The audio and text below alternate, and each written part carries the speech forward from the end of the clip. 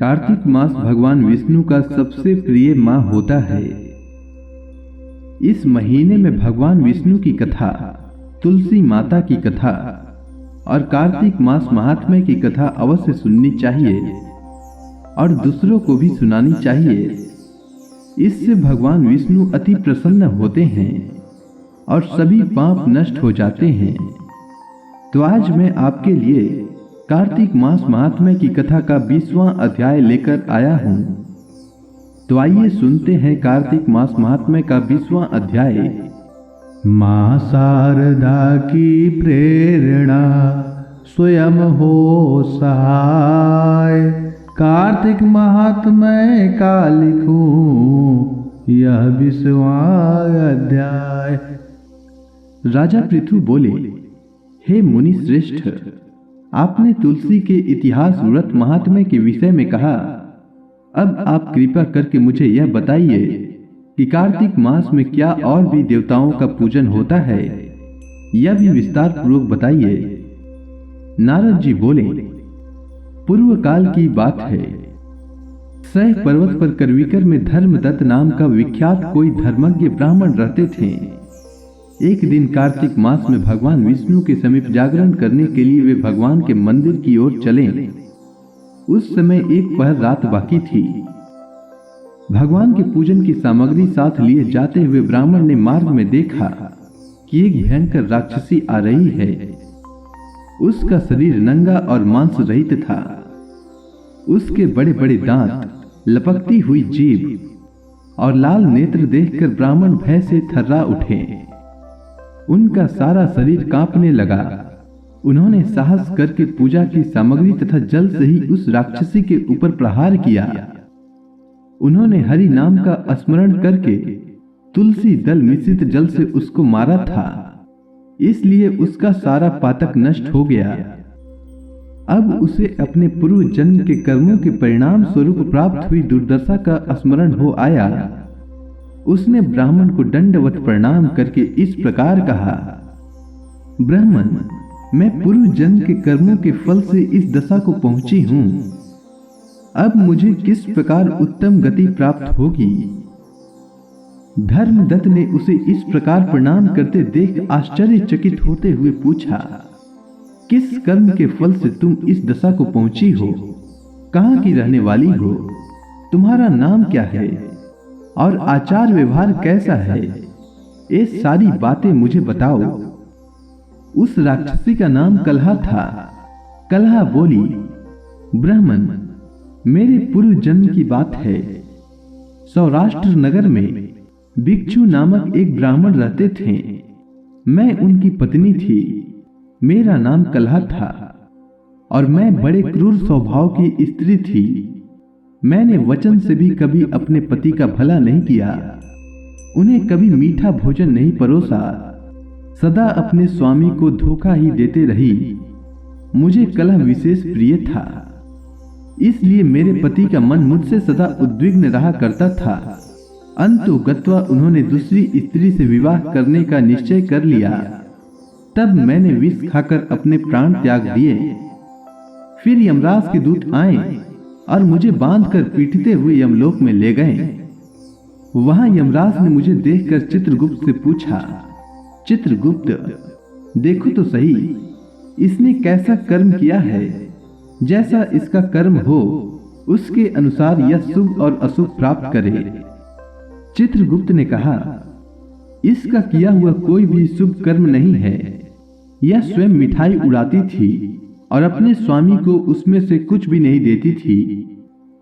इसने सदा अपने स्वामी के साथ द्वेष किया है, इसीलिए यह चमगादुरी होकर रहे तथा सदा कलह में ही इसकी प्रवृत्ति रही है।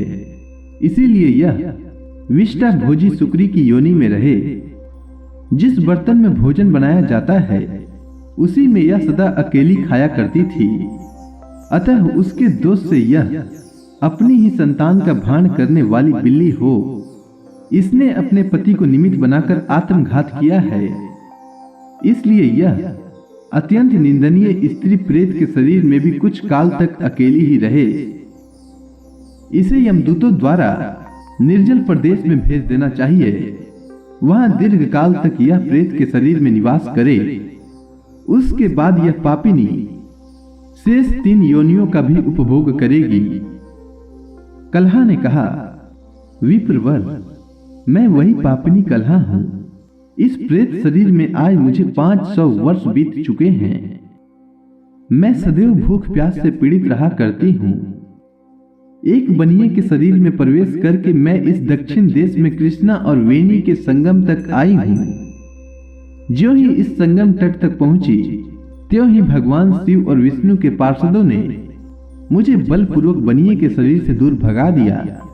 तब से मैं भूख का कष्ट सहन करती हूँ और इधर उधर घूम रही हूँ। इतने में ही आपके ऊपर मेरी दृष्टि पड़ गई। आपके हाथ से तुलसी मिश्रित जल का संसर्ग पाकर मेरे सब पाप नष्ट हो गए हैं। हे द्विज श्रेष्ठ, अब आप ही कोई उपाय कीजिए। बताइए, मेरे इस शरीर से और भविष्य में होने वाली भयंकर 3 योनियों से किस प्रकार मुक्त होंगी। कलहा का यह वचन सुनकर धर्मदत्त उसके पिछले कर्मों और वर्तमान अवस्था को देखकर बहुत दुखी हुआ।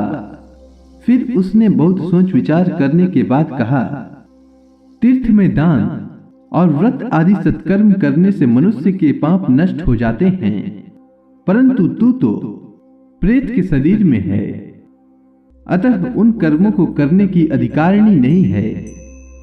इसीलिए मैंने जन्म से लेकर अब तक जो कार्तिक का व्रत किया है, उसके पुण्य का आधा भाग मैं तुझे देता हूं। तू उसी से सद्गति को प्राप्त हो जाएगी। इस प्रकार कहकर धर्मदत्त ने द्वादशाक्षर मंत्र का श्रवण कराते हुए तुलसी मिश्रित जल से ज्यों ही उसका अभिषेक किया, त्यों ही वह प्रेत योनि से मुक्त हो प्रज्वलित अग्नि शिखा के समान तेजस्विनी एवं दिव्य रूप धारिणी देवी हो गई और सौंदर्य में लक्ष्मी जी की समानता करने लगी। तदंतर उसने भूमि का दंड की भांति गिरकर ब्राह्मण देवता को प्रणाम किया और हर्षित होकर गदगद वाणी में कहा, हे द्विज श्रेष्ठ, आपके प्रसाद से आज मैं इस नरक से छुटकारा पा गई। मैं तो पाप के समुद्र में डूब रही थी और आप मेरे लिए नौका के समान हो गए। वह इस प्रकार ब्राह्मण से कही रही थी कि आकाश से एक दिव्य विमान उतरता दिखाई दिया। वह अत्यंत प्रकाशमान एवं विष्णु रूपधारी पार्षदों से युक्त था। विमान के द्वार पर खड़े हुए पुण्यशील एवं सुशील ने उस देवी को उठाकर श्रेष्ठ विमान पर चढ़ा लिया।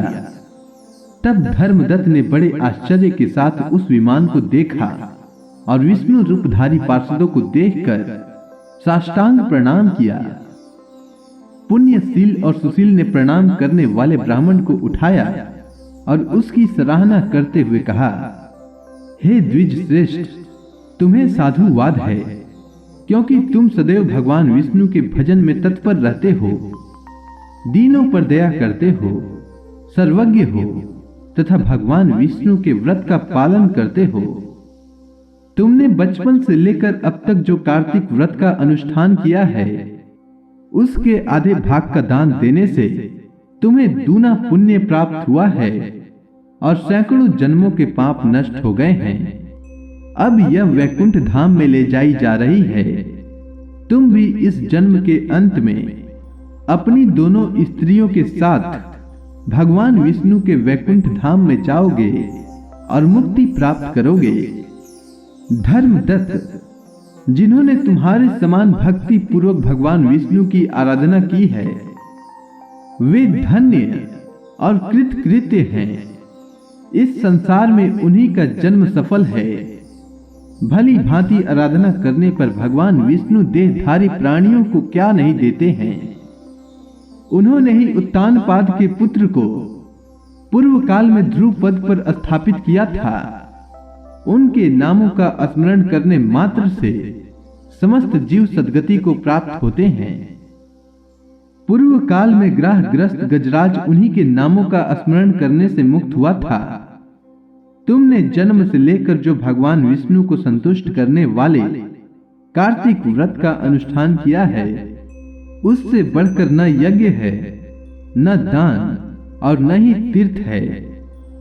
विप्रवर, तुम धन्य हो, क्योंकि तुमने जगत गुरु भगवान विष्णु को प्रसन्न करने वाले कार्तिक व्रत किया है, जिसके आधे भाग के फल को पाकर यह स्त्री हमारे यहाँ भगवान लोक में जा रही है। इसी के साथ कार्तिक मास की कथा का 20वां अध्याय पूर्ण हुआ। तो प्रेम से बोलिए विष्णु भगवान की जय, तुलसी माता की जय, समस्त देवताओं की जय।